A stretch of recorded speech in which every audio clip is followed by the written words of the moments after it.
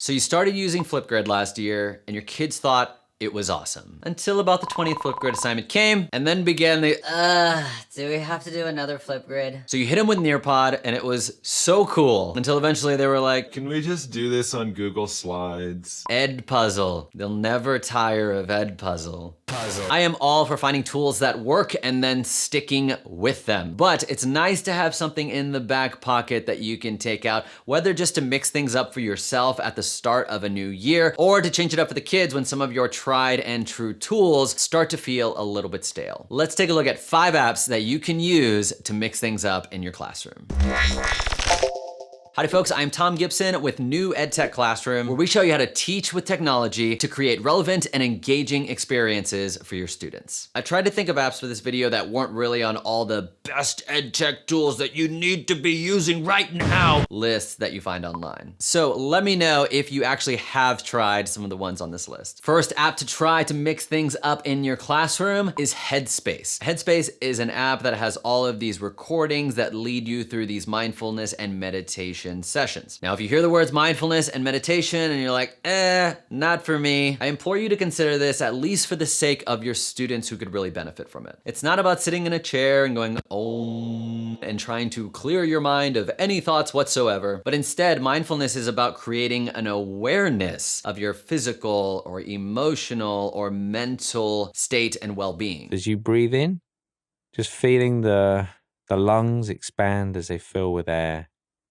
And as you breathe out, just feeling the body soften a little bit as you gently close the eyes. This is going to be more important than ever for the students in our classrooms. Some students have not been back in school buildings since March of 2020. You're going to have students that are fearful, that are anxious, that are uncertain, that are disconnected. Mindfulness is a practice that is going to meet students in those places and begin to give them tools to tend to their own mental health and mental well-being. Headspace has a ton of guided meditations that you can play through your phone, whether you have an Android or an Apple, or you can use their desktop version as well. I recommend trying the app for a few days on your own before implementing it in your classroom. And they've got a lot of basics of meditation sessions that I would start with. They range from 30 seconds to basically as long as you would want the meditation session to last. And they've even got sessions based particularly on what you're feeling or what you're going through. And it typically costs $12 a month, but it is free for educators. They even have a bunch of resources of how to begin to introduce these mindfulness practices to your students. The next app is ClassKick. ClassKick is similar to apps like Nearpod in that you can create these interactive lessons and see the students' responses in real time, but ClassKick is much more optimized for self-paced work, so not as much like presentation, whole group stuff. And the real magic is in the teacher dashboard. And so you have a presentation or assignment that students are working through and you can see everybody's work on one page. Or you can filter it and say, I want to see what everyone is doing on slide 1 and just have that on the screen. You can open up the slides while the students are working on it, and then you can begin to annotate and leave your feedback there. And if there's certain feedback that you're pretty much constantly giving to students, you can turn those into stickers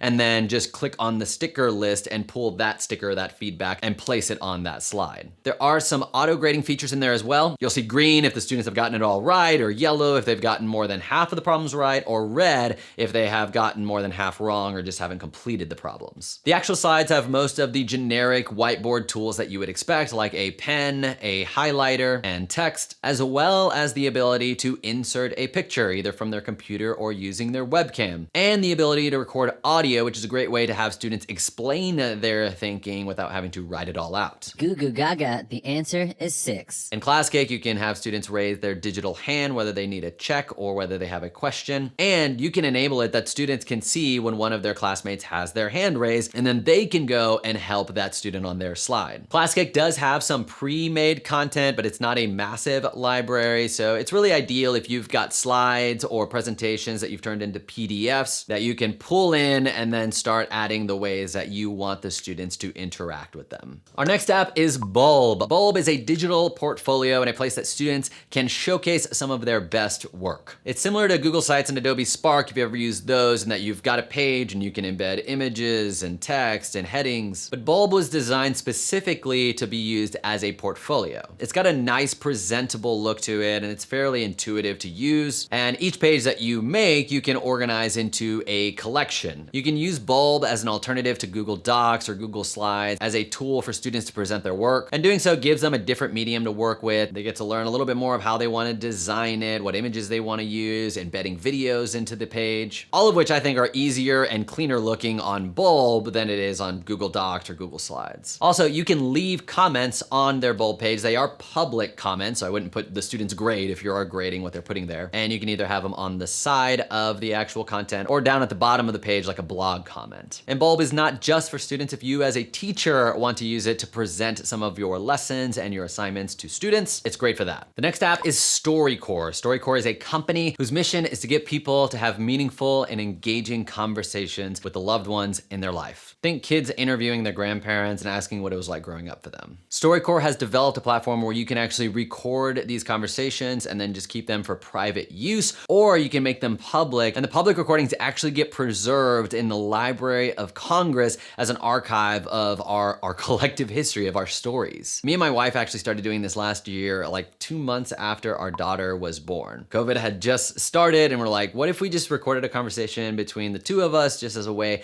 of something we can like look back on and listen about what it was like being new parents. And then after we did it, it was so awesome. We were like, we should do this every year around her birthday and just kind of talk about what the last year was like. And so this past year we went back and we listened to the first one that we did, which was so funny because it was like, yeah, there's the COVID-19. I think it's gonna be gone in like a couple of weeks or something. But just to have that time where we didn't have our phones, we weren't distracted, it was just the two of us intentionally making time to have this meaningful conversation and then to have it recorded as something that we'll be able to share with our children and our grandchildren of what life was like for us in this moment in time. It's invaluable. I'm gonna talk about Audrey's personality.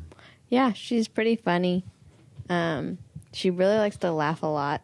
Sometimes we don't know what she's laughing at. I love this. Kids are rarely put in a situation where they are the ones conducting the interview and thinking through like meaningful questions that they're interested in. And it teaches them to be more present and in the moment with the person that they're with. And what better time to give students the opportunity to have these types of conversations than this time where many of them have been isolated and separated. You don't need fancy equipment to do this. StoryCorps has an app that you can just place in between you and the person that you're talking to, as well as a web version where you can actually have these conversations remotely if you're not able to do them in person. Their website has tons of resources for educators on how to structure this for a classroom lesson, as well as a lot of different questions and prompts that you can ask depending on who you're interviewing. Next up on the list is Classcraft. Classcraft is a behavior and learning management platform in the form of a fantasy role-playing game that lasts the whole school year. So students get a character and they can earn experience points for that character through positive behaviors like being on time or attending office hours or completing extra work or getting all your homework in for the week, or really anything that you would like to see more of in the classroom. As they level up, they can purchase items using crystals. Things like an assignment redo or class snack time. They can also lose health points or HP for any unwelcome behaviors in the classroom. Losing all of your health points could result in a consequence called a pledge. And the pledge is actually randomly chosen from a list that you create. I think the default ones that are in there are actually kind of interesting, like creating a video on how you could make better decisions or make a meme about how to have a better attitude. And let's not forget the gold pieces that students can use to customize their avatar, which is always fun. If one student loses health points, that actually impacts the health points of their team. And so there's some accountability there, and students can help one another out if they have a character that is able to give and share health points with another student. So it's an organic way that some positive classroom culture can emerge from students working together and helping one another out. With the premium version, students can go on a quest, which is taking your classroom content